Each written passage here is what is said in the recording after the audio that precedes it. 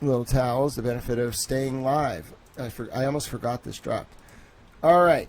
There's a new motion related to Michael Proctor's cell phone, and I am going to read it live after a full day of the Brian Walsh and Anna Walsh trial. Let's do it. All right, here we go. Everybody ready?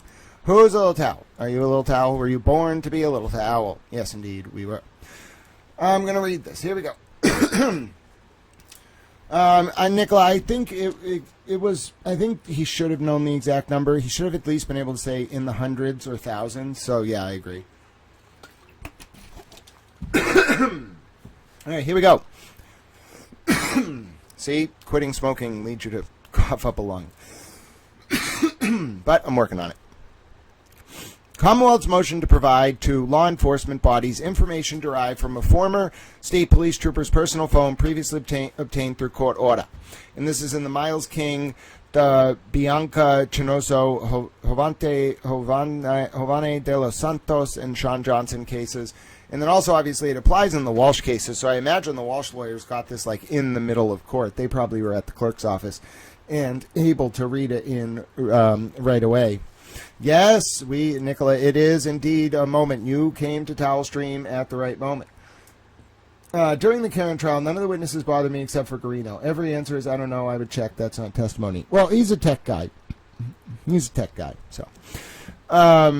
Commonwealth's motion to provide to law enforcement bodies information derived from a former state police trooper's personal phone previously obtained through court order.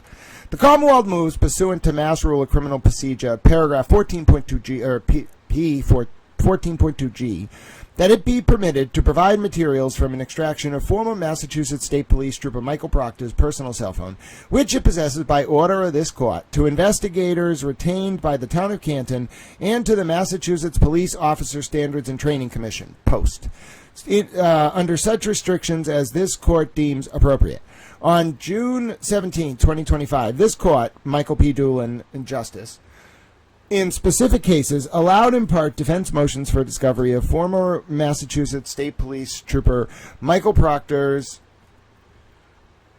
personal cell phone. The order included that the Commonwealth produce communications from the dates of the charged offenses to the dates that the indictments issued and produce, quote, any other data from Proctor's personal cell phone that constitutes investigative material or is favorable to the defense within the meanings of Mass Rule Criminal Procedure, paragraph 14.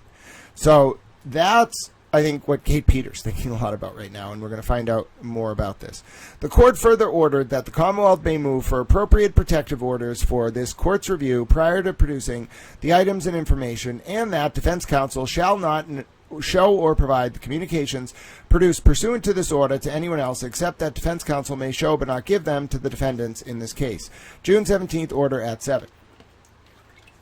Upon filing of a motion and amended motion for clarification by the former trooper's then counsel, on August 13, 2025, this court, Justice Peter B. Krupp, clarified that, quote, the obligation to produce, quote, any other data that constitutes investigative material or is favorable to the defense, quote, is not limited to a particular date range, and that the former trooper had a legitimate interest in protecting attorney, client, or spousal communications.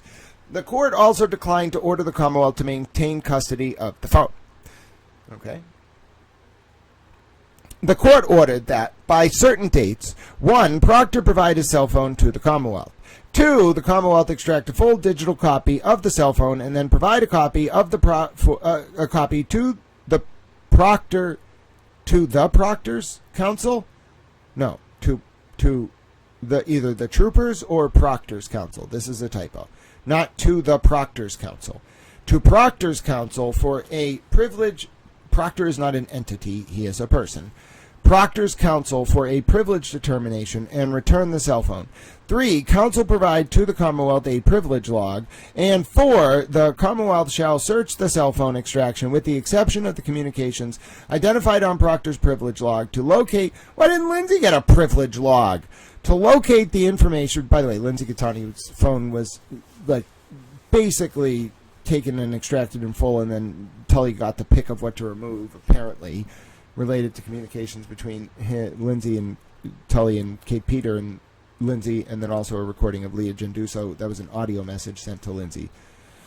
Counsel provide that those were all not in the extraction. But for some reason, Proctor gets a privilege log.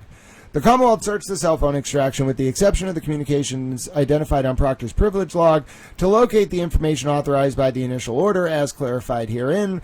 By October 24, 2025, the Commonwealth shall produce to the defendants, which it's actually defendants, a copy of Proctor's privilege log, if any, and 2, all documents required to be produced under the initial order as clarified herein, except those documents identified on Proctor's privilege log.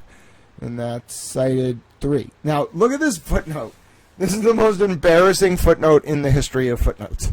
Proctor's counsel on July 25th, this is nothing that's new, but it's just the most embarrassing footnote in the history of footnotes for Proctor. Proctor's counsel on July 25th, 2025 and August 12th, 2025 filed a motion and amended motion for clarification which noted that Proctor changed phones in February 2024, did not preserve his old phone, and after activating his new phone in February of 2024, used an auto-delete feature, deleting the contents of his phone every 30 days. Counsel proffered, quote, therefore, regardless of the timeframes of the court for the court's order to be clarified, it is unlikely that Mr. Proctor has any relevant information in his possession concerning this case. Okay, now, please take note of that footnote, and then I would like to read you the next paragraph. Oh, you can't see the very top of the page. Hold on, let me make it a little bit clearer. These motions are incredibly and notoriously difficult to read because of the way they're screenshotted. Look at this next paragraph. After you read that footnote, this is just a deadly paragraph. Bossy Texas Chick says, when I heard Garino missed all those messages in the Birchmore case, I was like, that definitely tracks. Yeah, I think the adage Bossy Texas Chick is never attributed to malice, that which can be attributed to ignorance, but in this case, flip it around. You think that was a mistake? Or you really think it was Garino? No, he was a new guy. He wasn't there that long. It was objectively probably the supervisor, Tully, and Fanning, who was Tully's partner. But read this next paragraph. On October 17, 2025, the Commonwealth filed a notice in the above captioned cases proffering that it had received Proctor's cell phone, that an extraction had occurred, and that the phone was returned to Proctor, and that counsel provided a document entitled Privilege Log on the court-ordered due date of September 26, 2025. The extraction yielded hundreds of thousands of items, some of which were dated as far back as 2013. Okay. The volume of items was unexpectedly larger than representations of Proctor's counsel concerning the phone, and review of the items had begun in the above captioned cases, and those reviewed items were material which the Commonwealth reasonably believed to be discoverable under Rule 14 in unrelated cases where Proctor was a witness. And then the standard is disclosure of exculpatory information arising from unrelated grand jury proceedings, part of prosecutor's official duties, and may be disclosed without order of court unless prosecutor seeks protective order limiting disclosure. Oh my God. Okay. All right. So can someone explain this to me? On July 25th and August 12th, Proctor's counsel filed a motion saying that Proctor didn't have his old phone, he got a new phone, and it used auto-delete. What happened? And this is the million-dollar question. Okay, if you've been following this saga of Michael Proctor's cell phone, if you're trying to put this all together, the million-dollar question, folks, is, can someone please explain what happened between August 12th of 2025 and October 17th of 2025? That's a 65-day period. Maybe 64. Maybe 66. The point is, what happened in those 66 days? Now, that was when October 17th was when the Commonwealth filed the motion that it had received Proctor's cell phone, that an extraction had occurred, and that the phone was returned to Proctor. Now, okay. That doesn't That doesn't make any fucking sense. He said that he didn't preserve his old phone. This is a whoa, whoa, whoa, whoa, whoa. First of all, there are unanswered questions here. Who did the Norfolk DA receive Michael Proctor's cell phone from? That's the big question. The other thing is the timeline. We got to adjust this timeline back a little bit. All right, we got to put this into perspective. By October 17th, that's when the motion was already written, and then they had done the extraction, and the phone was returned to Proctor, and the Proctor's counsel had provided a privilege log by September 26th. Okay, so now we got to go backwards even further. That all happened by September 26th, and then they wrote the motion and filed it October 17th. So our window is collapsing here. You see what I'm saying? It's actually from August 12th to September 26th.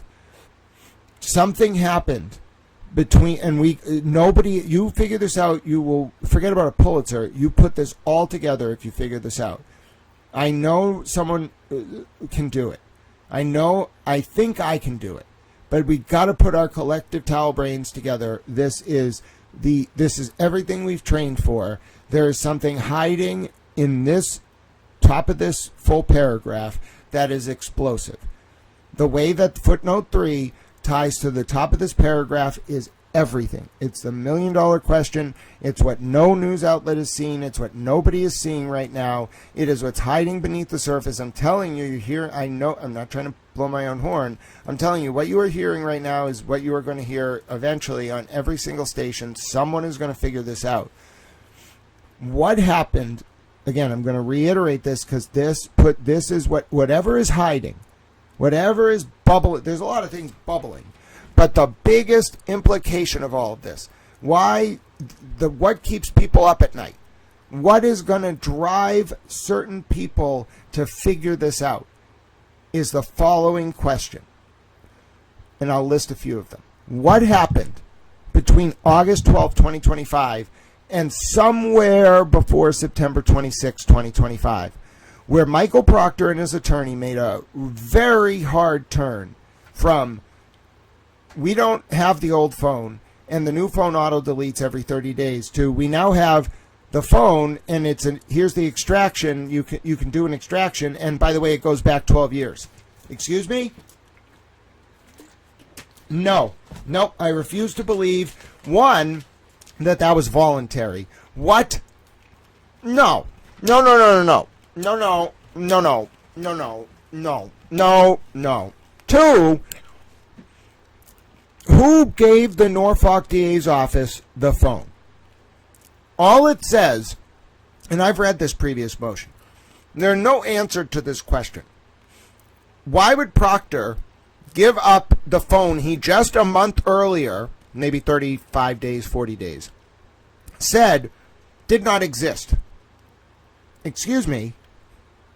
And then he has the actual device? What? No. Someone said he synced his cloud to his new phone. No, because the language used here,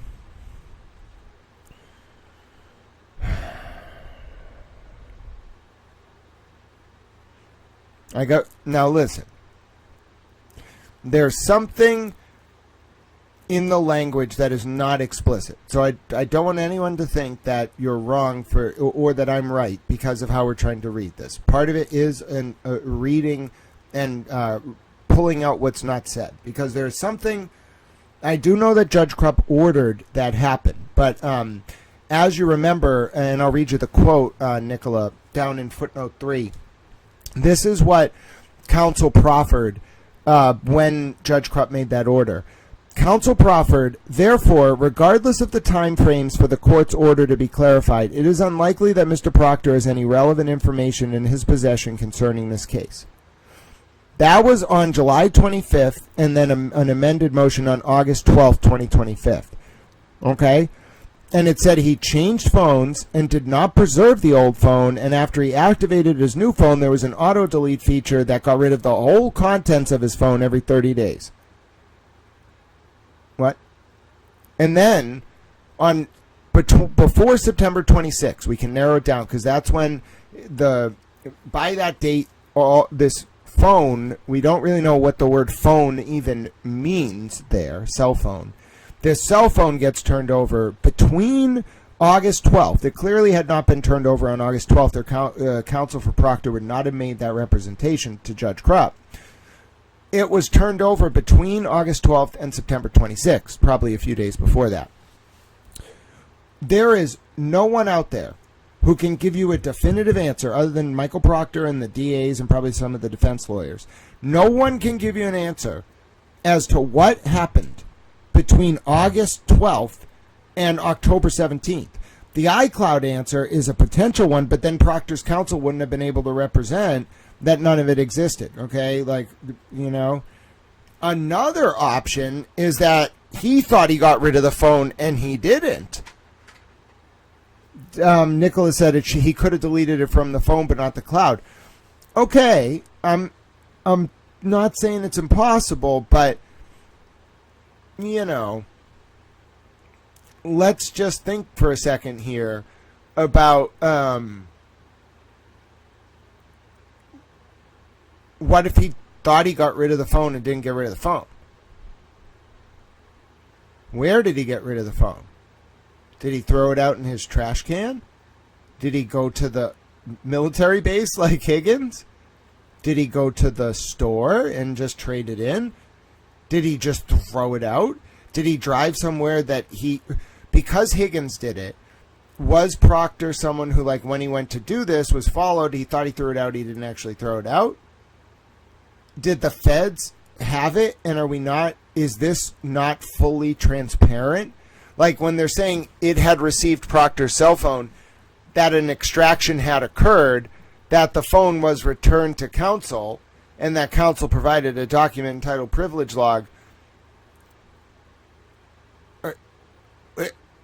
I don't know what to make of that sentence, and I know everything about this case and these cases. I'm telling you right now, I don't know what to make of that sentence. It doesn't gel. There's something unexplained about this phone that is everything. People are, I think Dee Dee's on it, and Kyle Sharkey and a few other people are really seeing it. But this is everything. There is something about that period of time. I can narrow it in to August 12th, between August 12th and September 26th, let's say that, but it's probably a little bit narrower. Something happened involving Michael Proctor's phone. There are explanations in chat, I think Nicola puts up a good one, that need to be ruled out, okay? But then there are certain things eventually that are going to get ruled in. Whatever the explanation is, I'm telling you right now, I can make an educated guess, and I kind of do want to make an educated guess to see how close it aligns to the reality, but this is the Pulitzer story. Okay, if my colleagues want to do it, that's great. If I have to figure it out, I don't really care. I'm not looking for accolades. I'm just telling you this is the biggest story of all these cases. This story is not over. It was not over with the Karen Reed case. It was not over with the Farwell indictment. It is not over by a long shot. There is something, folks, something about this phone. Not just what was on the phone, but the process by which the disclosures came about. Okay, this is people talk about the Epstein files. We got to call these the Proctor files, man. There is a story and a half here, and what's really frustrating is I don't know what it is. I see it, I have this emerging mental mosaic of what it is that was going on. And Nicola, I agree that I think Proctor never thought they were going to look at the personal phone. But why I really want to tease out why I think this is so explosive is, and I didn't know. So sometimes when I read these documents on my phone when Dee Dee posts them, like what I'm doing is I'm like looking at what she's highlighting, because she always goes through and gets them, reads them, posts them. She likes to highlight stuff in them like when she reads, which is a sign of like an active reader, which I like. She's on Team Docket Rocket Stars with Dag and Kyle as well. But my point is, there's an art form to reading these documents. I'm not a lawyer. I'm a layperson. I'm a towel. None of this is legal advice. But there's an art form to reading them. And you may read them a first time, and you may be like, okay, that's a big thing. I got to highlight this. I got to highlight that. When you read it a second time, you're doing more of like a close reading. And instead of like looking at the, like, I know what you're saying in your motion. I need to like really slow down if I want to get the fine details, because I'm not on my initial read looking at every word. I am, but I'm more looking for what are your structural arguments, what are the big bombshells, what's hiding in a footnote.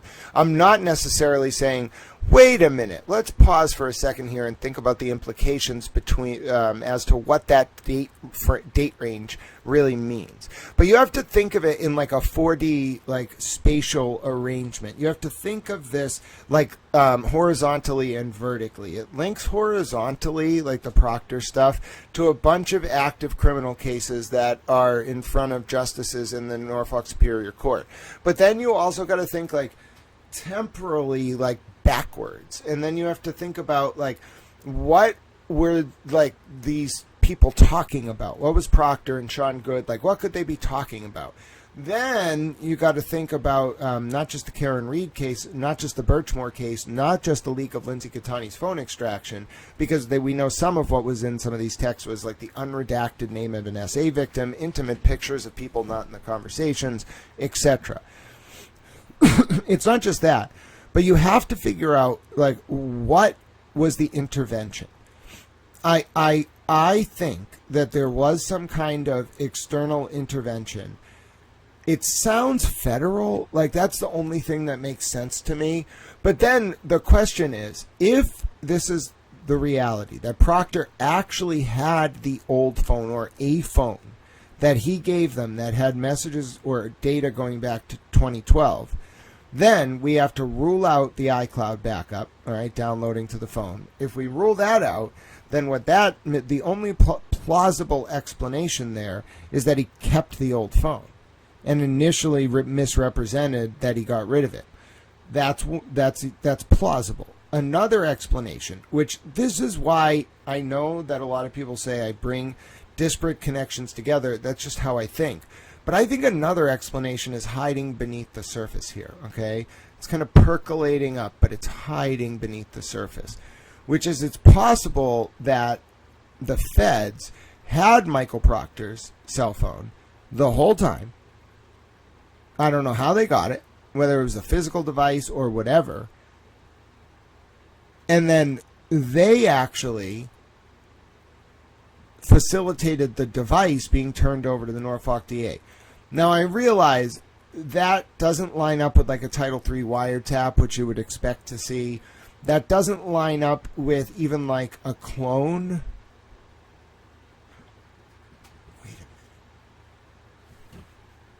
Wait a minute.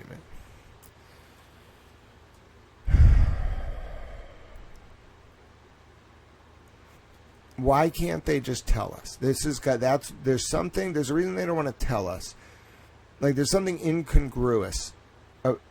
Incongruous. There's an incongruity between what they're saying in the motion and what actually happened.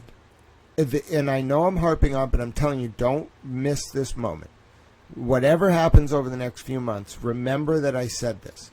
Remember that I paused and I said there's something not right about this. It's being spoken about a certain way to demonstrate a modicum of candor with the tribunal, but there are equivocations and ambiguities that bring out a latent sort of like, not just like if you're the writer of this document, not just like you want to not reveal everything, but like there is something so sensitive that you have to talk about it in a certain way or like you could get in trouble. That's how that sentence is written. And I know what I'm looking at. I'm telling you, there's a lot of times when I'm like, when we're talking about things where I get very excited because it seems very interesting. You may not think it's that exciting. I'm telling you, this is big. This is big. I wish I could tell you it's big and here it is. I can't yet.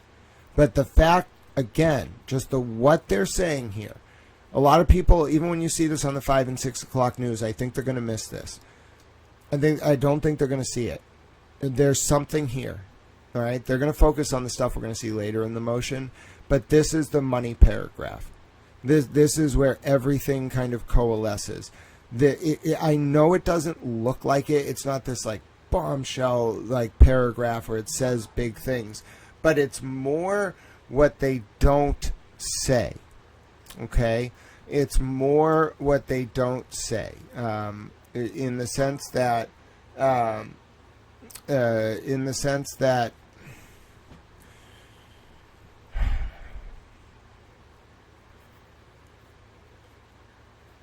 What would be expected in that paragraph, and I'm sorry I can't read your comments right now, I want to focus on what I'm reading. What I would expect that paragraph to say is, when the Commonwealth filed its motion on October 17th, indicating it had received Proctor's cell phone, that was because of. And that's what's missing. And that's why there's an eerie, ominous, like, vibe to this. It's not what it looks like. It looks so innocuous. It looks so professional, and it looks so. It doesn't look forthcoming. It looks the antithesis. It kind of like strives to be transparent, but it does not answer the key question. And what's so frustrating is I think that's why I'm metaphorically bashing my head on a wall inside my brain. I know people aren't going to see it.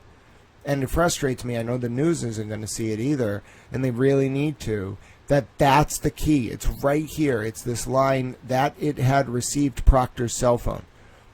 That's just a dangling participle. It's not grammatically, but there's like nothing. There is something. First of all, who the fuck is this person? Hemingway. Whoever the writer is sets off a fucking ordered list with a double dot, and then starts using fucking semicolons to connect standalone clauses that are dangling participles.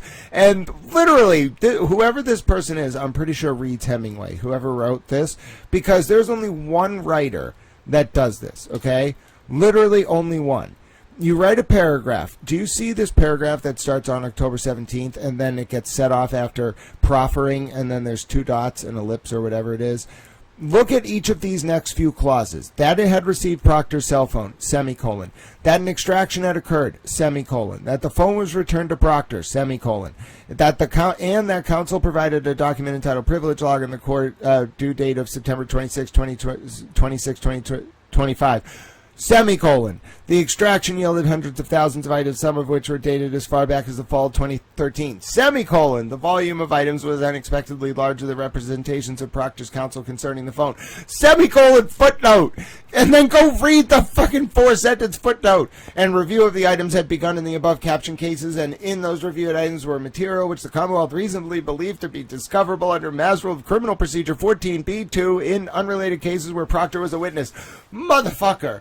That is 1, 2, 3, 4, 5, 6, 7, 8, 9 lines. That sentence is 1, 2, 3, 4, 5, 6, 7, 8, 9, 10, 11, 12, 13, 14, 15, 16, 17, 18, 19, 20, 21, 22, 23, 24, 25, 26, 27, 28, 29, 30. 31, 32, 33, 34, 35, 36, 37, 38, 39, 40, 41, 42, 43, 44, 45, 46, 47, 48, 49, 50, 51, 52, 53, 54, 55, 56, 57, 58, 59, 60, 61, 62, 63, 64, 65, 66, 67, 68, 69, 70, 71, 72, 73, 74, 75, 76, 77, 78, 79, 80, 81, 82, 83, 84, 85, 86, 87, 88, 89, 90, 91, 92, 93, 94, 95, 96, 97, 98, 99, 100. Oh my God. 101, 102, 103, 104, 105, 106, 107, 108, 109, 110, 111, 12, 13, 14, 15, 16, 17, 18, 19, 20, 21, 22. That fucking sentence is 123 words. It is more than double the length of what you would need in terms of, like, if you quoted something, you would be required to put half that in a block quote.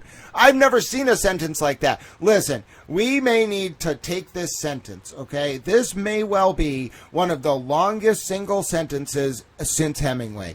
And they're all dangling participles connected by fucking semicolons, nested within each other. This is a paragraph that's designed to make your eyes gloss over, which is my point.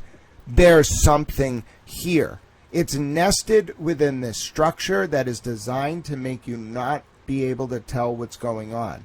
And that's why I'm kind of really harping on this. Weeks from now, months from now, years from now, you remember that I said this. I'm telling you, I don't know where this is going. I'm not that hubristic. I can't predict where it's going. But there's some... First of all, you don't write 123 words in a single sentence gratuitously. I don't care if you love run-on sentences. Like, grammatically, to write that sentence, the only way you could submit it to a judge without looking like a kindergartner is to use semicolons a la Ernest Hemingway. Okay, why would you ever do that? Why wouldn't you just write individual sentences? Because you want the person reading it, you want their fucking, not their eyes, you want their brain to glass over. Why do you want their brain to glass over? What is it about a close reading of this specific paragraph, of this specific motion, in this specific sentence, etc., that is so concerning?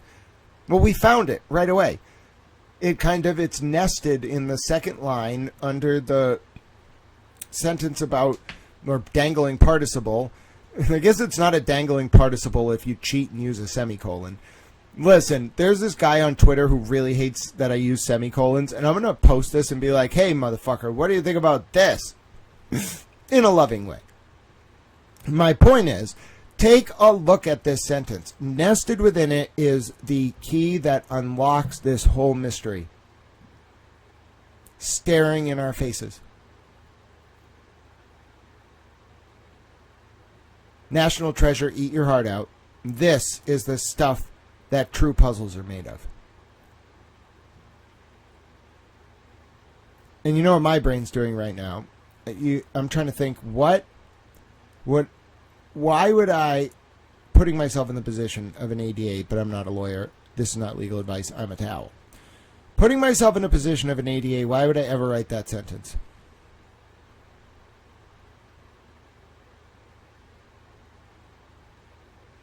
I'm basing, like, the guy's, like, thrown to the wolves already, Proctor.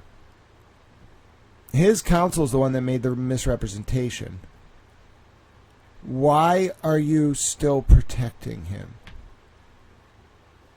Unless you're not protecting him, what am I missing?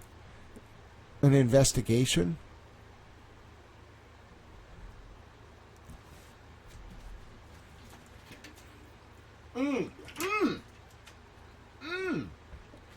I have an idea.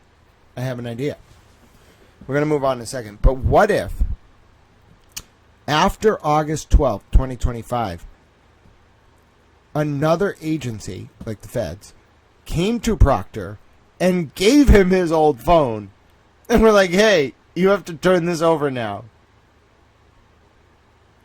Is that a thing? I've never heard of such a thing. Yeah, right. Council did say they have nothing. That's what I'm saying. It's not just the council saying they have nothing in footnote 3. It's this period of time, August 12th through September 26th of 2025. Something happened in there. And it tracks, you know what else is weird?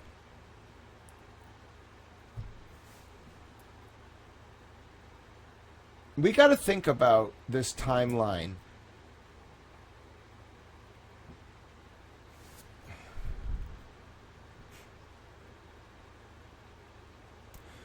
because shit kind of hit the fan in early October, especially with Karen and Aiden. Like, it didn't really hit the fan, but it was, like, starting to hit the fan, and then by September, like, it really did.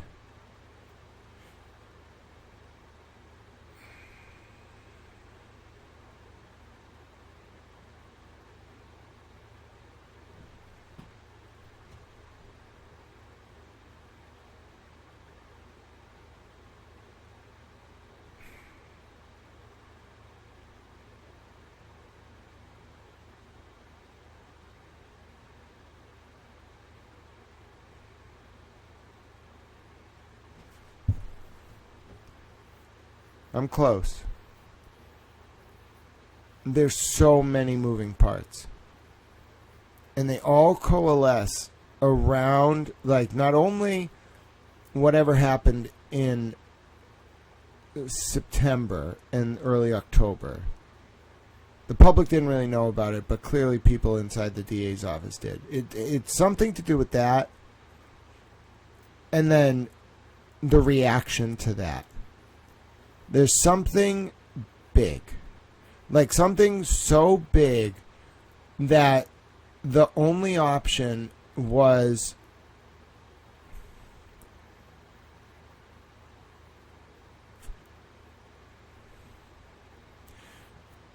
wasn't that right when Karen also filed her suit? Or initially it was going to be a countersuit and then a standalone suit. And then also, that was right when, like, there was a lot of efforts to fracture the Free Karen Reed movement, especially, like, in people in Kate Peters' orbit. And people got very desperate. And they've been very desperate ever since. And it has something to do with what Karen knows and what Aiden probably was exposed to but doesn't realize the importance of. And because of that, he's misfiring on Karen. That's what I think it is. And so there's this time frame between, like, October 1st, maybe a little bit earlier, of 2025, and now, that there's, like, a big unexplained variable for people who follow this chaos. I don't think any one person, because of how compartmentalized everything is, can tell you a unified theory of why everything is so chaotic right now. There's a lot of different explanations for why micro situations are happening, but a grand unified theory hasn't really yet been proposed. The way that I think it all ties together, as much as I think Kate Peters is central to it, she's central to it only as, like if you think of Aiden as a useful, like, you know, public facing PR apparatus for Karen, but with liabilities, Kate is like that for Proctor and Jen McCabe and the Norfolk DA and Tully. Therefore, it's not Kate. It is Kate. She is the primary vehicle, but it's not her calling the shots. It's whoever found out that Proctor was screwed. It all comes down to that circle of people, because one, I think they're all very upset. They liked this guy. I don't know the guy. All right, maybe he's a nice guy. Maybe his wife is nice. I don't know. I have no idea. I've never met them. I cannot pass judgment on their character. I just get the sense a lot of people liked this dude. You know, whether he was your cup of tea or not, he just had friends in places. All right. So then that kind of makes you wonder, okay, if he had friends in places and the reaction is very visceral to him getting exposed, that explains a little of this, but not all of it.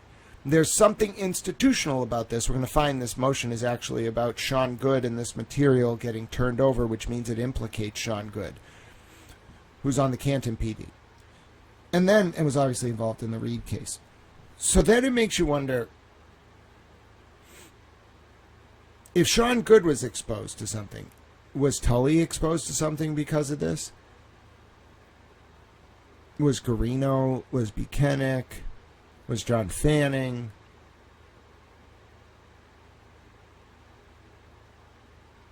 And then you time it with Adam Deutsch announcing his...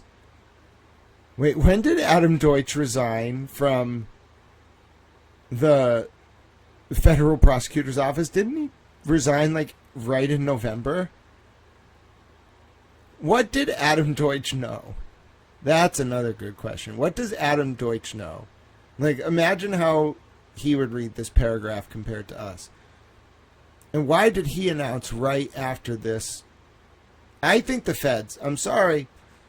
I know that I keep trying to talk around it, but I think the unspoken like elephant in this the unspoken proverbial elephant in this motion is the feds. And they can't. There has to be. I've long had a theory that Michael Morrissey was at least willing to cooperate with the feds on some of his own guys about Birchmore. But this...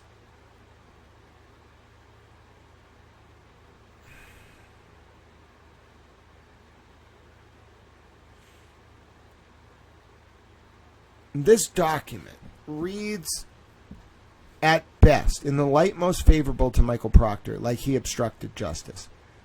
That's like the bare bones reading of all of this. But more than that, it's that, like, the Norfolk DA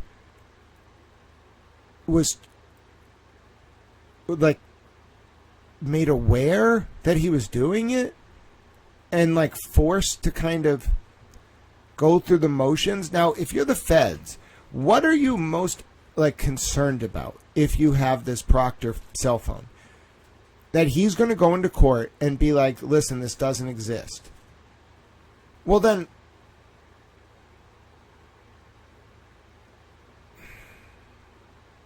so frustrating. The unknown is so frustrating about this because one possibility is that he literally got rid of his phone and someone else got it and then gave it back to him, forcing him to turn it over. The other is that he had it the whole time and was lying. The third, though, is that it was turned over to him by, like, the feds after he represented to the court that it didn't exist. But then, like, in those situations, he kind of has the ability to be like, well, I didn't know they had it. So what would have caused him, and his lawyer also left the case and he stopped his appeal, which makes me think he really thought this stuff didn't exist. That's kind of I think I'm going to go from that premise.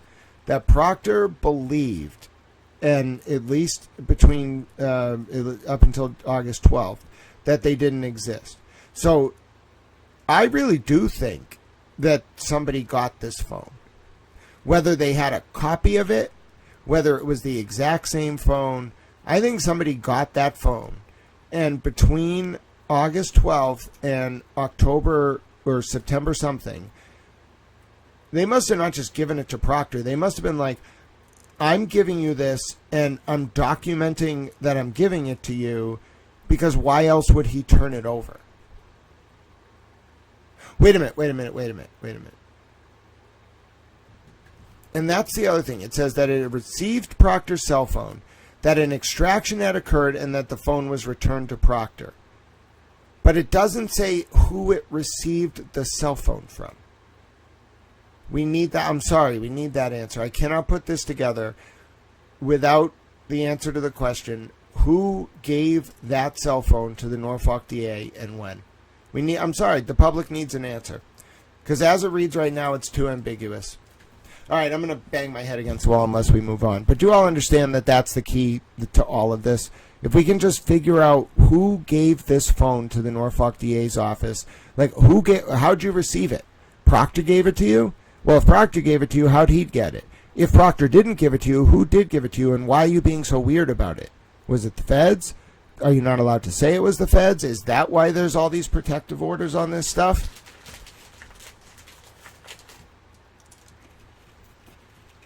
You know the implications of that, right? That Proctor's under federal investigation. All the powers that be want answers as soon as possible. The powers that be know the answers. Yeah, politics is very compartmentalized, though. You know, Bunny Tell, we talked about the Manhattan Project once. And I told you about how the people in Oak Ridge, they didn't know what the scientists at Los Alamos were doing. No way. No way. The people at Oak Ridge were just punching computer cards. They had no idea what they were doing. 20,000 people in Tennessee. Still exists to this day, but it doesn't function the same way. But my point is, they didn't know what Oppenheimer was doing at Los Alamos, and that's what we're dealing with here. I think some of the powers that be know. And my best read of this, and we're going to move on after this, but this is, again, there are other important elements to this, but the new element to this is right here, all right? And it's hiding in plain sight. Whoever figures this out, especially if the answer is what I think it is, the most, like, I know not many people are saying it, I'm willing to. I think the hidden hand here is the feds. I think it's always been, but it wasn't about what we thought, okay? It wasn't necessarily the investigation of John's death. That was a way to get information about what this unit was otherwise doing. And the federal investigation, I don't think people really understood. First of all, they're not short. Like the NBA Mafia gambling investigation, that took them 4 years. 4 years to bang those guys up. This, what I have always believed, and what ties this together is twofold. One, the Sandra Birchmore case was a cover-up. There was an actual cover-up. They covered up that murder, the state police unit, in my opinion, and they did it to protect Matthew Farwell, who was a cop in Stoughton. And I think there's a lot of cops that were in his orbit that were doing bad things. Right? I think it's like the worst kept secret in Massachusetts that the feds are onto these guys, and it's brutal. That's what I think is kind of being kept from the public. Because, one, I think they are actually onto them, and two, I just think it's very big. Like, they have to build it. Two, I think that also what this became was people were right that this unit was not playing by the rules. It's not that they, like, the investigation of John's death was not good. Okay? I think it was, under the circumstances, it was okay. But the reality is it just was, it was not good. It was, a lot of that stuff, it was way too much inside baseball. Even though, objectively, you probably could have got Karen on manslaughter, which even the foreperson said. The investigation was just riddled with conflicts of interest, okay? And it was way too much inside baseball. And I get it. Karen took, like, allegedly, in the eyes of these investigators, took the life of a cop. They were going to treat her with hostility. Yeah, well, you let it impact the investigation. But I think it just started there. That's how Karen got into Levy's office. What I think it branched out to was a question of what this unit was doing. Like, how was it handling evidence? How was it talking to its friends? What were they doing? What do they know about Farwell? Like, it became this whole thing. All right, what is the one thing then that you might be thinking about if you're the DOJ? Okay, well, if you, like, subpoena his phone or get Proctor's phone, all right, you have all that stuff. Maybe he doesn't know. Maybe he does. I don't know. My point is, you just wait, right? Especially if he doesn't know you have it. You just wait to see what he doesn't reveal in future cases. You know he was an investigator on a bunch of cases, but you can't jump the gun. You got to make him think he's not under investigation anymore.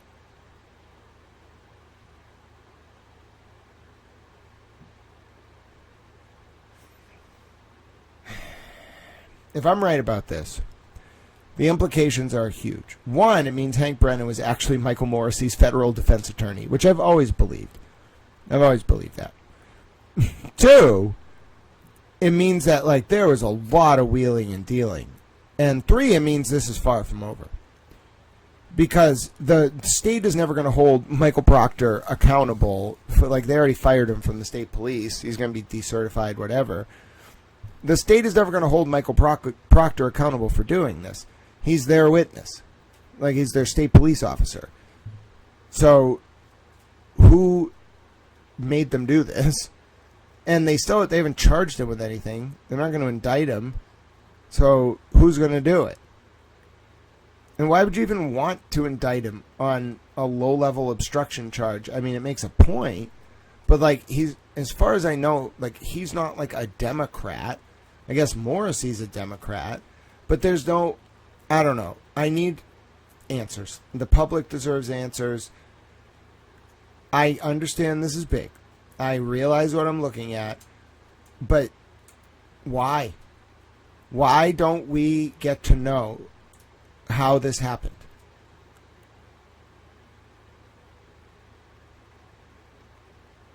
It's crazy. It's like staring at, I've never had this experience reading a document before, but it's like staring at a document that's locked behind a door. And you know, if you just turn like the right key, if you just find the right keys and turn them, the door will open. But you don't have all the keys. And so all you can really do is peer through like the looking hole. And it's so frustrating. The Commonwealth further proffered that, where appropriate and consistent with the Commonwealth's obligations, the Commonwealth would produce pertinent information to individual law enforcement agencies. Continued. Review of the personal cell phone is complete. So after that full explanation, now we find that they started the extraction back in September. They're now done. Pursuant to Mass Rule of Criminal Procedure, the Commonwealth is producing text chats, audio files, video files, emails, and photographs, images which span many years. Two text chats contain highly sensitive information, including images of intimate body parts. Oh, they did include it. Oh, okay. I missed that the first read. It was because I got screwed up there. I'll correct that. Two text chats contain highly sensitive information, including images of intimate body parts of people not participating in the chat. Okay. I just want to reiterate. See, I thought they left out intimate this time. No, they left it in there. Can someone please explain what this means? Where did you get these images of intimate body parts? And what do you mean they weren't participating in the chat? Were you sharing, PORN with each other? Worse, were you sharing non-consensual, or were you sharing images obtained through your work? Was that joke about Karen not actually a joke? Imagine if, see, that's the thing.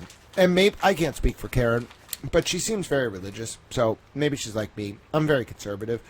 Like, someone was talking on Twitter, right, about how there's this whole epidemic. And listen, what consenting adults do between themselves, nobody's business. Really, it's not. It's really not. We live in this society where everybody's like, oh, don't judge me, but I'll judge others. No reason. Like, what people do in the comfort of their private relationships is between them, as long as it's consenting, no, like, coercive control, whatever, there's no problem with it. And they're, like, adults, obviously.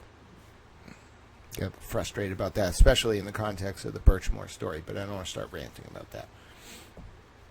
So, in terms of, like, people taking these images, I don't understand it. I think people have a right to share them with the people they love if that's what they want to do. Not commenting on that. You do what you want to do.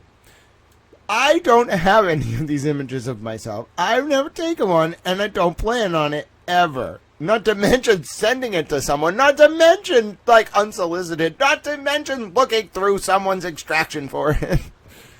Wow. And maybe I'm just old-fashioned, all right? I sometimes just think about it. I'm like, am I, like, the alien? Like, am my morals, like, that different? Like, do morals just not exist? I don't know. Anyway, my point is, when Proctor was like, oh, I'm going to look through her phones for nudes, I was like, does she strike you as the type of woman who would have nudes? Like, what? Like, why do you think that? All right? And I'm not saying that. What I mean is, Karen Reed is very reserved. So the fact that Proctor's mind was just like, oh, she's a woman, she must have nudes, that's what I mean. Second of all, touching on the other principle, whether or not Karen Reed had nudes, which she's entirely entitled to have if that's what she wants. I'm not judging her for it. He shouldn't be looking for them. Okay? I just want to lay that down, completely indefensible. Whether or not she had them, he shouldn't have been looking for them. Furthermore, the fact that he thought she had them is its own complex. Moving forward. Why, again, moving forward but staying on this document, why were those images shared? To who were they shared to? And why aren't more people talking about this? I mean, what? Obviously, someone knows. Somebody looked at them. So what are they? And it doesn't get better, it gets worse. Screenshots of Facebook posts by non-participants, images of non-participants, full phone numbers and or personal email addresses of the text chain participants, that's not a big deal, and the name of an SA victim. Now, this is the one that has just, absolutely thrown people for a loop. And again, we don't have any answers. If you're thinking, is this the first time this is coming up? No. That last clause there about the name of an SA victim and the clause, to their credit, about the intimate body parts has also come up before in the October 17th motion. But I don't understand. Let's see. It did cross my mind whether John was undercover. Well, Higgins was undercover. Did you all know that? That came out during the trial. Higgins, people were like bashing on Higgins for destroying his phone. That was the one person who it actually made sense to do that. Okay? Like, I'm sure the government told him, yeah, go do that. He was an undercover ATF agent. Do you know what an undercover ATF agent does? Let's just pause for a second and defend Brian Higgins' honor. You're going to be like, what the fuck? I have no issue with Brian Higgins. Let me just explain a little bit about what an undercover ATF agent is. All right, so say you're down in Taunton, right? Yeah. Oh, yeah. I agree, Bunny. My mind has changed, too, towards Proctor and crew. Yeah, Nicholas, so let me tell you a little bit about it. And I'm not telling you about Higgins. I'm just going to say, let's talk a little bit about what an undercover ATF agent is and how dangerous it is, all right? I don't want anyone to misunderstand. Like, we should have respect for these people. It is a very dangerous job, and they, serve the country trying to protect us. And most of what they're doing is stuff like what I'm about to give you in a hypothetical. So say hypothetically it's the early 1990s and you're in Taunton, right? And, there's a group and they like to hang out, and let's say maybe they go a little bit over the line and, they like to ride motorcycles and they're one percenters and, they're trafficking some things they shouldn't be trafficking, all right? Now, in this story, which, by the way, was in the front pages of the newspapers, I'm not saying anything that isn't out there. In this story, you might think about their clubhouse, right? Well, of course, if you're the feds, you're going to think about their clubhouse. So you know what you might do? You might take an undercover agent. Now, that agent is going to be assigned to a group of people. He's going to have a local police, probably a sergeant or a detective. He's going to have a detective in the state police, and then he's going to have two guys in his agency, let's just say the ATF here. All four of them are going to, their only job, they're going to have multiple people like him, but their only job is going to be to work with him on this investigation, okay? His job, the undercover agent, is going to take on a completely new identity. He is not Brian Higgins in his undercover life. He is some random dude, probably named like Joe Ontario, who used to fight bears in Canada and whatever the fuck. I don't know. My point is, you have to, I don't know if folks understand why, it wasn't cool that Higgins got kind of his, whole spot exposed. I would guess the government, therefore the taxpayers, spent the equivalent of $10 million or more training that man. Okay? Because it's not like what you think. A lot of people think of undercovers as what you think of in some small city or something where it's like a person who gets a drug conviction gets flipped and they go like help the prosecution. That's one form of it. That's not what we're talking about. This isn't like an undercover person who got flipped and like thrown into the like shark pen. This is a federal asset that is trained with the best resources we have at the highest levels we have in how to like take on a fake identity. All right? They then give this person, and remember, it's the government, so you're not back checking these people. You're not like doing a background check. It's all going to check out any name they want. They'll give them a new name, new social, new history, new identity, work record, whatever the fuck, criminal history if they need to, whatever they need to do. They will create this identity, and they'll do it multiple times. So I just want you to understand what Brian Higgins was doing, the scope of the work. He wasn't working in Taunton in the 90s. I'm using that as an example. So someone like this would get trained as to how to take on the cover identity of like a biker. You send them into the clubhouse. They're sometimes wired up, sometimes not. And that Taunton story might have been in the early 2000s. It really depends on like what they're doing. Wearing a wire is very, very risky for an undercover. Like you can't get in there quick enough. Like they're going to bring the dude to the basement and pat him down and probably strip him and then feel his clothes. Like there's new ways to do wires like inside the lining that they're not going to find. But my point is they find that wire, they cut the shit open, whatever. You're not saving that dude. You could have 4 people listening to them find the wire. You're not going to save him. He's in a basement. So anyway, it's very dangerous work. They send people into these organizations who ostensibly look like, rough and tumble characters. That's why Higgins looks the way he does. They get in there and then they build up over years. Okay, this is not like you go in, you like sell a kilo to the guy and you leave. No.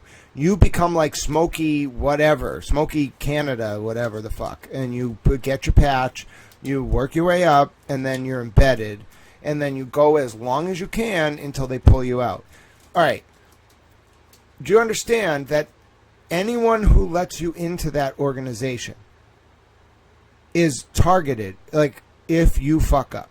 So if you, like, look back at the some of the famous informant stories, what was it? Who was the first one? Joe Barbosa back in the 50s or whatever, Joe Valachi. Bro, I don't think they let that family make new members for like 30 years. Like, no kidding. I think they like basically kicked them off the commission. So, very similar here. Like, the reason I don't think anyone ever talked about this because it's kind of sad. It is probably the saddest untold story of the Reed case. But it's very likely that a lot of the people that let Brian Higgins into their world as part of his undercover operations, once his whole identity was exposed, you don't think they looked on TV and were like, hey, that was Smokey Joe Jim Bob from what the fuck? Oh, yeah. And, yeah, that's what I'm saying. Bunny, you'd be surprised. There's very good counter surveillance, too. So, and again, we're talking about the 2000s, but remove the wire from the equation. If you are an undercover ATF agent embedded in a dangerous gang, it's a very, very risky job. And I want to conclude the point I was just saying. Anyone who lets you in to that organization is held responsible. So even if you get out and they exfiltrate you or whatever it's called, and then you're done, they still protect your identity because all the people you were around can get hurt, seriously hurt, even if they didn't know you were an ATF agent, because it's like the way that world works, if you read some of the court documents, is like you're held responsible if you bring in an informant. So, like, it was not good. It was actually really irresponsible of the Massachusetts court system to let Brian Higgins, and I'm sure the DOJ was like, what the fuck is this?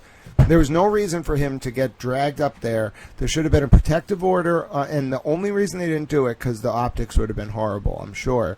There should have been a protective order on his name.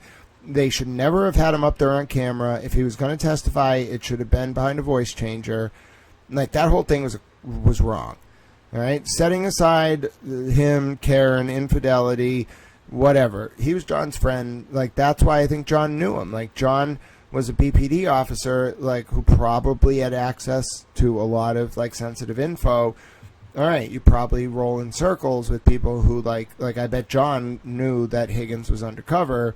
That's what I'm saying. Like, cops befriend each other because they can't trust anyone else. My point is, there's something to be said about the way we handled Higgins' testimony. Whether you think he was good guy, bad guy, relevant, not relevant, doesn't matter. There's no reason they should have done it that way. They put so many people at risk.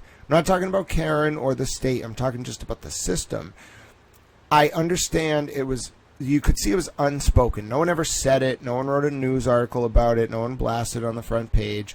But, like, you could tell, like, he was getting escorts by the DOJ to the hearings.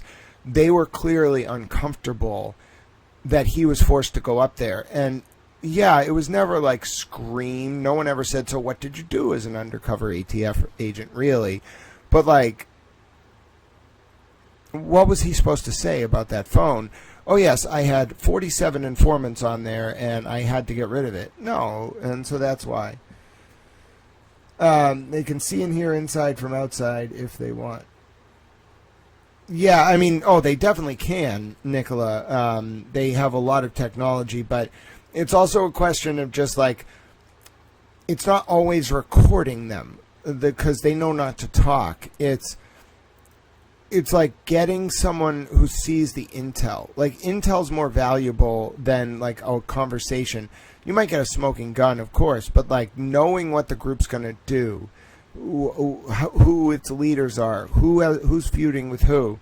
Because they, I hope you understand, the feds, you folks all understand, the feds have, like, one goal: disrupt, disorganize, destroy. Okay? We've talked about this on stream before. This is what I've read in some of the documents. Disrupt, my screensaver turned on. Disrupt, disorganize, destroy. Now, they don't care how they do it. All they want to know is, how does your organization function? Who are the central fail points? Who's feuding with who? Who's a potential liability? Is all this sounding familiar? It's used on the state level, too. And then they use bumps, of course. Of course they use bumps. That undercover informant in the Donna Adelson case, let me just tell you, that is very rare. So Donna Adelson, like Dan, I think there's something about Dan Markell we never really figured out. He was a powerful man. He was not just a lawyer. He was a powerful man, because I have never seen that level of investigation for a contract hit. I've seen some pretty brutal contract hits, but I've never seen them bump an old woman in the middle of the street and burn an undercover asset like that. So that means Dan Markell had some friends. And it makes sense, because Wendy Adelson had some friends too, clearly. And that kind of is a parallel. Do you notice sometimes you can have an entire case go through the system and there's still stuff that never gets answered? And this is another example of that. Anytime it touches on spooks or the feds, everything just shuts down. Which, I mean, I'm very sympathetic to it. You hear me talk about it all the time. I am sympathetic to ensuring that our national security is protected. It just makes it really hard to engage with the court process when you have to tiptoe around it like that. All right, let's continue. Given the sensitive information noted above, the Commonwealth is producing discovery to defendants in the above captioned and unrelated criminal cases. Well, what do you mean unrelated criminal cases? What criminal cases? Aidan Kearney? I want to know, did Turtle Boy... Hold on, let me go to Turtle Boy's Twitter. Somebody find out if Turtle Boy got the damn Proctor documents. I guess I could just tag him. We unblocked each other. He remember being pretty nice. I think he thinks... I was listening to a transcript... I was reading a transcript of his space room the other night. I think he thinks that I see connections between all of this And for some reason, that is like, he's like intuitively hostile to like it all connecting. However, I also think he's almost all the way there. He's like, I see him getting so close to seeing how it all fits together. And it shouldn't be, for me, like he used to work with Kate Peter. So it shouldn't be that hard to see it. I just think like her becoming that powerful, like the implications of that are a lot. But let me find out if Turtle Boy posted anything. Did anyone? Nope. Did anyone find out? Can we just find out if this means Turtle Boy is going to get the damn documents or not? Because it says, in the above captioned, which are like for and unrelated criminal cases. Now let's see if there's a footnote. Subject to an allowed motion for protective order, restricting dissemination to counsel and specified associates, allowing counsel to show but not provide the material to defendants, ordering that the material not be otherwise disseminated outside the criminal case, and permitting the Commonwealth to redact an SA victim's name. 3. Okay, so it doesn't look like it's Kearney. Nope. See, that's why you always read to the footnote. Commonwealth v. King, Commonwealth v. Johnson, Commonwealth v. Chiquino. Wait, no, these are the same ones it just said. Hold on. In the above captioned, those were the, wait, weren't those the 4 that it mentioned at the beginning? King, Ochino, De Los Santos, and Johnson. So that doesn't help us. Why would you footnote to the same ones? Those are the above captioned ones. What other ones? So what other defendants are getting these?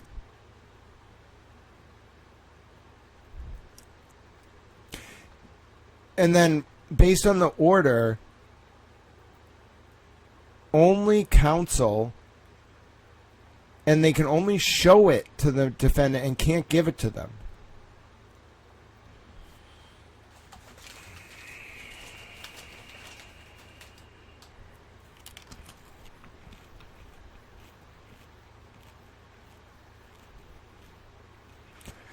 All right, now we're going to go to the Sean Goode part. I missed that part the first time, the paragraph we just read. That's why close reading's very useful. You always want to do a close read. How much are the powers that be allowed to harm curious public before something? Well, 3 Clerk Monty, I wouldn't, before we move on to the Sean Goode part, I'll answer your question in a colloquy. I wouldn't call it harm, all right?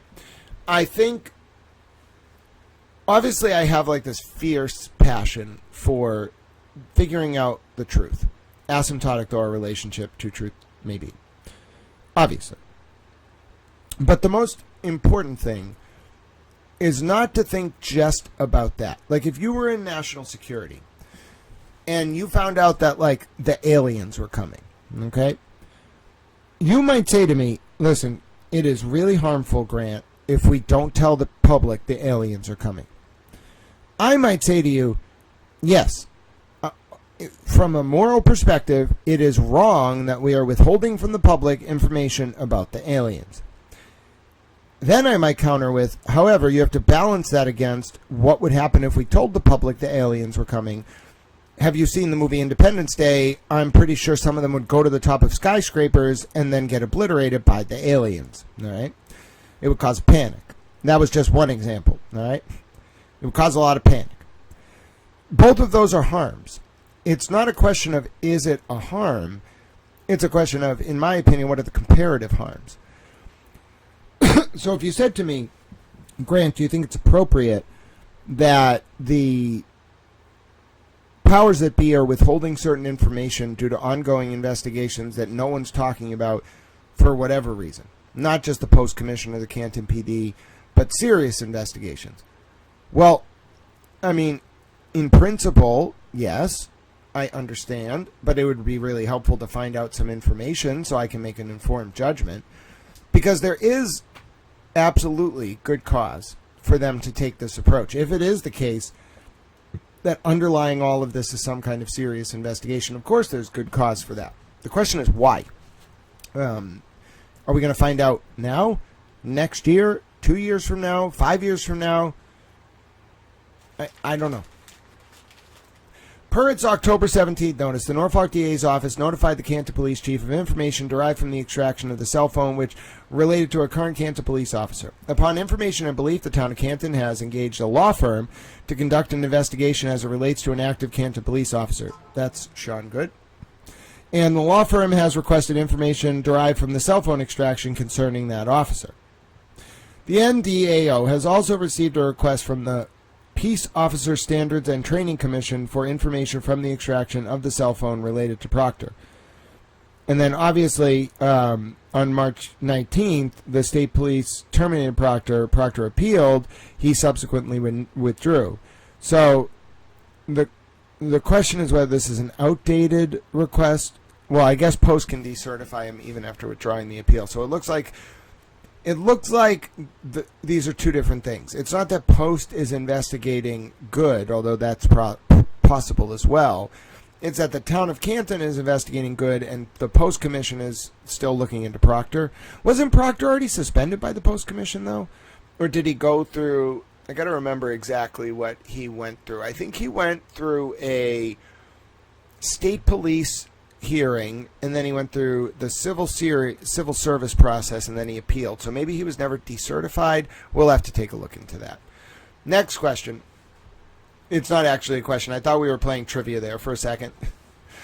All right, now this is the interesting part because it doesn't apply directly. Kate Peter's not relevant to this case, but those of you who've been wondering about like the government agency standard and who's part of the prosecution team, what is Rule 14.2, etc., let's read this.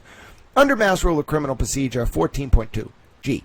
Upon a sufficient showing, the judge may at any time order that the discovery or inspection be denied, restricted, or deferred, or make such other order as it is appropriate. This actually used to be 14.B6 or 14.6B. They just changed this. The judge may alter the time requirements of Rules 14, 14.1, or 14.2. The judge may, for cause shown, grant discovery to a defendant on the condition that the material to be discovered be available only to counsel for the defendant. This provision does not alter the allocation or burden of proof with regards to the matter at issue, including privilege. You know what's funny? This comes up so often, over and over and over again. This specific clause, yet no one ever invoked it for Lindsay. No one ever gave Lindsay the benefit of this process.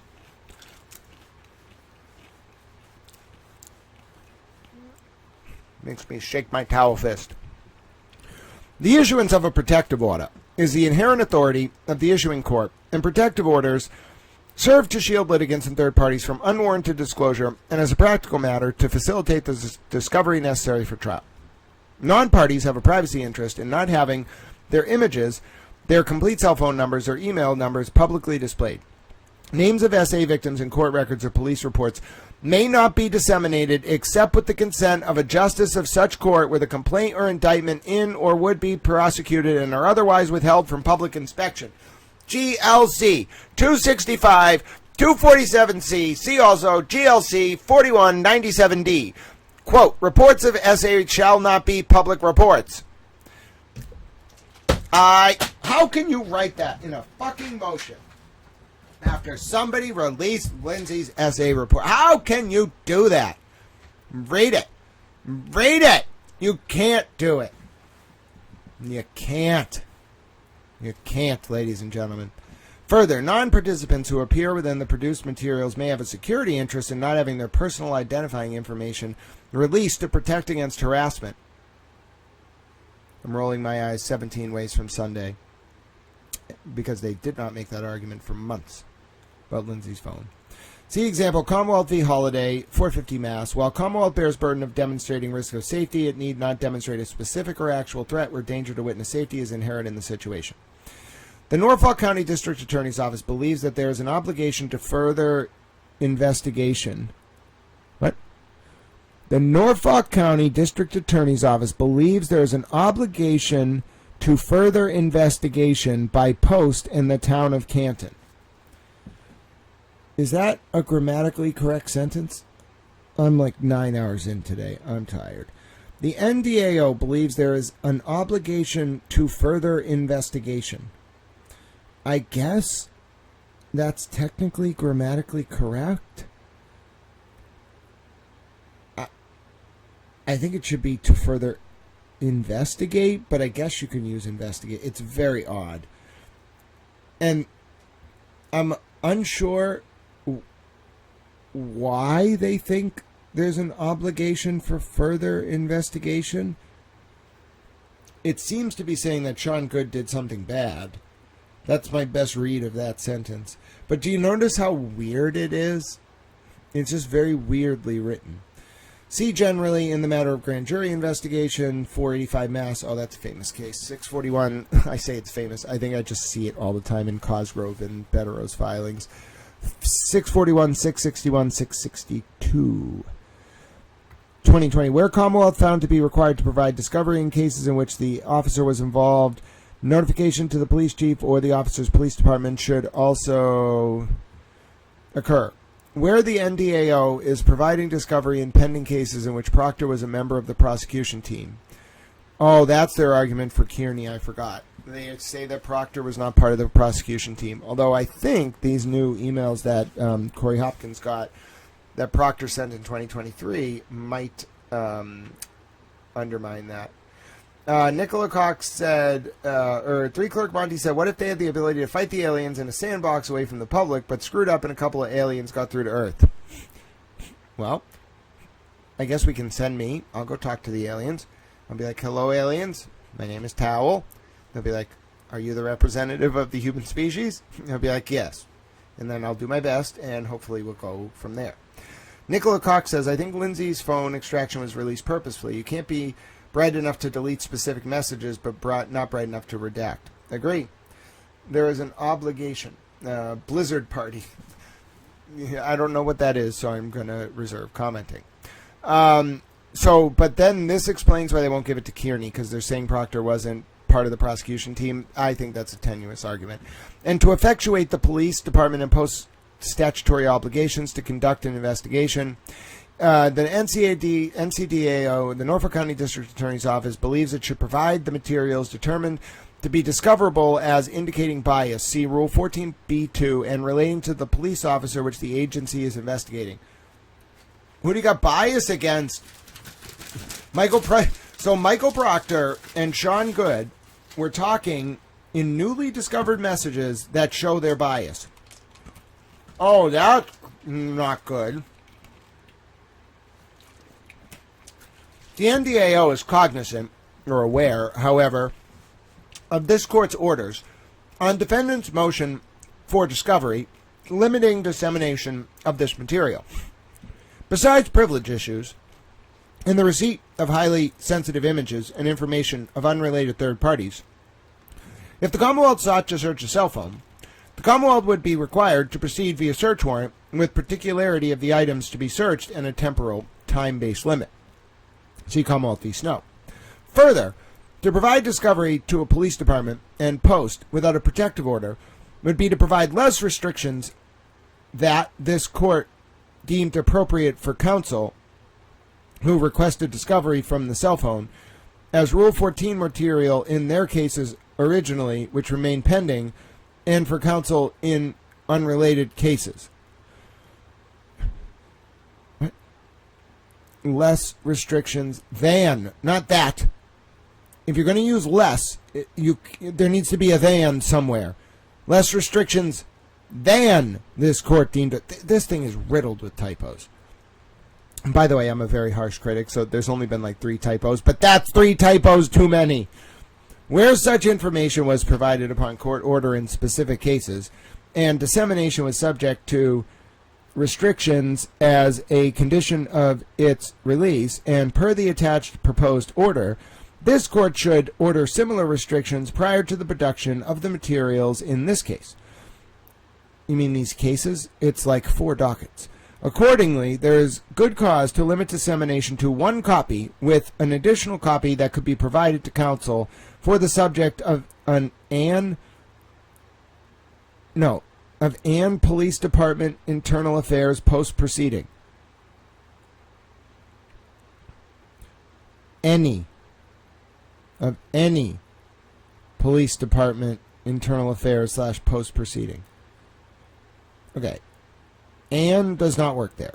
A Police Department Internal Affairs / post-proceeding, or any works, but and does not work because police starts with P, and it's not one of those words where the vowel takes over from the consonant in the first letter. So, therefore, that is wrong. Another typo, and I'm 97% you cannot use and there. That further copying be prohibited and that the materials are not otherwise disseminated outside the proceedings for which the Canton Police and Post are statutorily authorized to conduct it, so none of us can ever see it. The materials will be provided in an electronic format with text chains including embedded audio files. Where the text chains include the name of a SA victim, the Commonwealth requests that it be allowed to omit the electronic version of the messages that include an SA victim's name from the electronic production so as to redact the name and instead provide it as a PDF. 7. Upon request, the NDAO will make the materials believed to be discoverable to the court for in-camera review.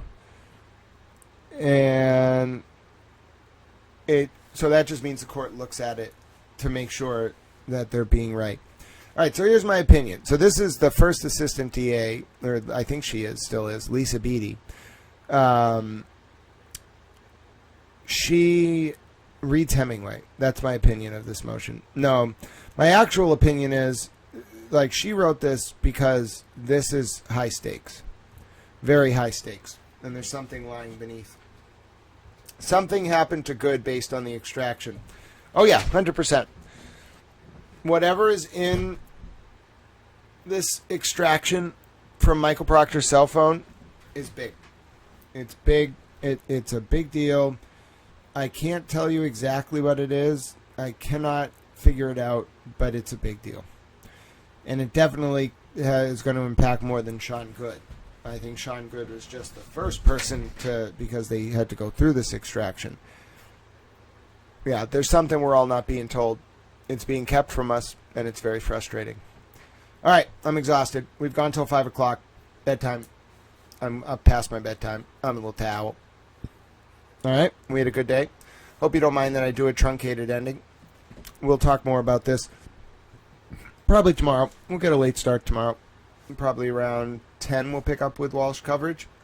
Appreciate every one of you who tuned in today. This is Public Information Service. If you've been here the whole day, if you benefited, if you enjoyed this stream, the mission here is to educate, inform, and entertain the wider public. We use entertainment as a hook to engender cogent public discourse and ward off the usurpation of our representative forms of government worldwide. And even however many hours it is later, 7 or 8, still going strong. If you want to support this stream, help me try to get through the holidays, feel free. We haven't done one donation or ad read all day, so I'll go ahead and drop those in the chat. It's completely user-funded aggregate. We had almost 4,000 people watching on the YouTube today over the day. We had almost, let's see what the final number was on the X. You want me to check? I'll check right now. It was 7,000. Ladies and gentlemen, wow, almost 7,000 people watched over on the Towel X. Wow, that's cool. And then 2,500 watched over the day on the YouTube. Means a lot to me that you spent the day with me, that you learned things. I hope you found the coverage insightful. Nicola, you absolutely have a great rest of your night. Let me drop those donation links. I actually had someone the other day who wasn't from the U.S. that told me that some of these don't even work outside the U.S. I didn't know. So I'll work on trying to figure out how to accept international donations. The PayPal might do it, but I'm not necessarily well-versed. Anyway, if you hear my voice going, if you appreciated it, the Cash App is # Grant Smith Ellis. The Venmo is at Grant-E1. You'll see a picture of an Elmo.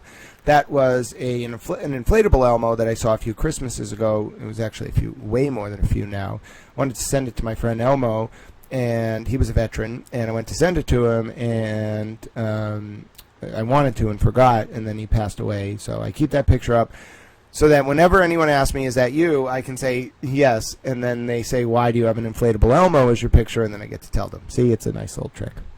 And then the PayPal's on there too. I'll figure it out. I always do. I don't know what's going to happen, but Towel will make it through. Towel loves you all very much. Thank you very much for letting me do that donation read. Nicola Cox, thank you so much. 3 Clerk Monty, thank you for being here. Who else? Bunny was here. Hold on. I don't know if Bunny's still with us, but let me get him. Pete Bunny Towel wants to say hi. I got him. I've woken him up from his slumber, Bunny Towel. It is the infamous Pete Bunny Towel. He's grumpy. He says that I've stayed on too long today and I'm not doing well and I should get some rest. All right, Pete Bunny Towel. All right, I see how it is. I'm looking forward to getting some rest too, my dear friend. Who else was here with us? I did see 3 Clerk Monty, and then Bunny, of course, made me go get Pete Bunny Towel. Bossy Texas Chicken Bella were here. Thank you so much as well. Welcome to JDR, who came in for the first time. I think Nancy from the 508 was watching with us. Thank you. Allie was watching and then got overwhelmed and started to go listen to 70s music. I can't blame you. Marvin Hagler, thank you as well. Troy, it was great to see you. Always a pleasure to see you and Marvin drop in and ask some good questions. Let's take a look at our towel poll. Will Brian Walsh be convicted for Anna Walsh's murder? 82% of you say yes, strong case. 18% of you say no, reasonable doubt. But yes, thank you very much. I appreciated it. All of you, I'm glad. I'll see you again for day 3 tomorrow. I'm going to start a little late tomorrow. Have a towel obligation. I have another doctor's tomorrow. But I've set up everything for the rest of the week, so hopefully I literally had like 3 doctor's appointments this week. Hopefully the rest of the week will be smooth sailing.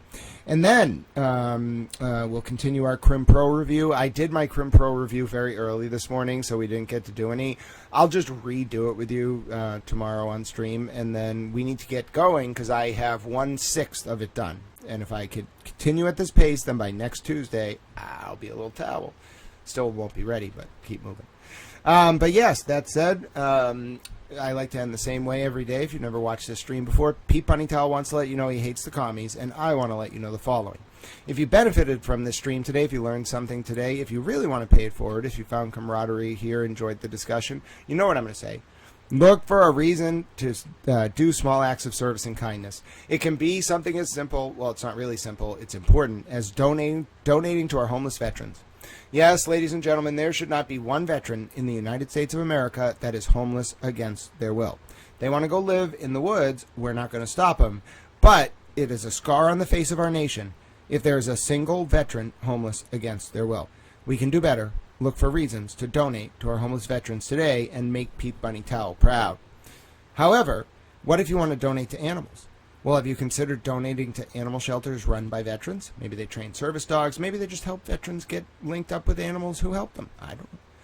You can look for those. That's a great way to help animals and veterans. Pete Bunny Towel is not an animal. At least he believes he's not. He's a stuffed peep. In any event, he thinks helping animals is important. Now, what if you can't find an animal shelter run by veterans? Well, that's okay. You can donate to an animal shelter in general. That's a great way to help animals. And look at Pete Bunny Towel. He's jumping up and down with excitement. Now, if you live in the UK, all right, there's a good way to help populations experiencing homelessness called The Big Issue.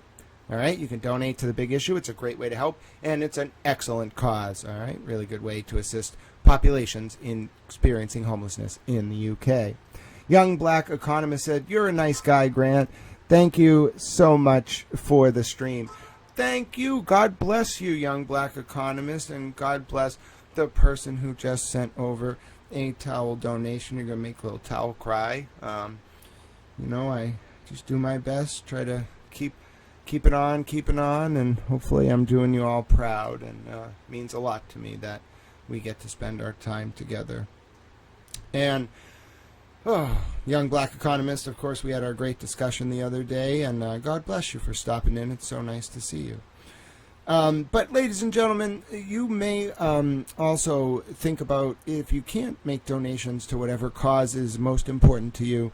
It could be a small act of service or kindness. Could be something as simple as waving to someone on the street, reaching out to a friend or family member you haven't heard from in a while, or yes, even donating 200 tomato plants to a friend like Francis Futrell did one time, and having them designated honorary towels forevermore. Yes, in that way, ladies and gentlemen, I believe it's possible that we can live up to our towel eudaimonia, or summum bonum, our greatest good in the ancient Greek or Latin respectively, and in that way change the current realpolitik from one centered on preserving, expanding, and demonstrating our power to instead one centered on preserving, expanding, and demonstrating our capacity to engage in small acts of service based in unconditional love. Yes, Pete Bunny Towel and I believe those small acts of service and kindness will ripple outwards and eventually bring about a new digital epoch defined by Aquarius the Water Bearer standing tall and carrying a towel. We both believe it's possible because of you, don't we, Pete Bunny Towel? Yes, and he also wants to let you know he hates the commies, which is absolutely fine. My name is Grant Smith Ellis. What a day. Thank you so much for spending time with me. It meant a lot to me. Towel friends on the X, you know you got a few minutes at the beginning. So on a rainy, dreary, cold, snowy, slushy Tuesday evening in Boston, Massachusetts, the temperatures are dropping. Towel's spirit is not. And Pete Bunny Towel wants to let you know he's hungry for lettuce. God bless each and every one of you. It really means a lot to me, truly. Be well. Enjoy the rest of your night. See you tomorrow morning. Remember, half day tomorrow. We'll call it three-fourths of a day. Got to go to the towel doctor in the morning, and then as soon as I'm done, I'll come back and see you. All right? So let's aim for 9:30 or 10, all right? Give or take a few minutes. If we miss anything, it's fine, because the 30-minute morning break we will use to catch up on whatever we miss in the Walsh trial and whatever other godforsaken chaos is no doubt to happen between now and then. In fact, I wouldn't be surprised if the world just collapses all around us at the pace things are going, ladies and gentlemen, but you'll still have me, Pete Bunny Towel, and your towel friends to talk it through. Until tomorrow, Grant Smith Ellis. Follow along, youtube.com/Grant Smith Ellis, x.com @Grant Smith Ellis. God bless you. Be well. I'm going to go talk to the towel friends on the YouTube. Towel loves you.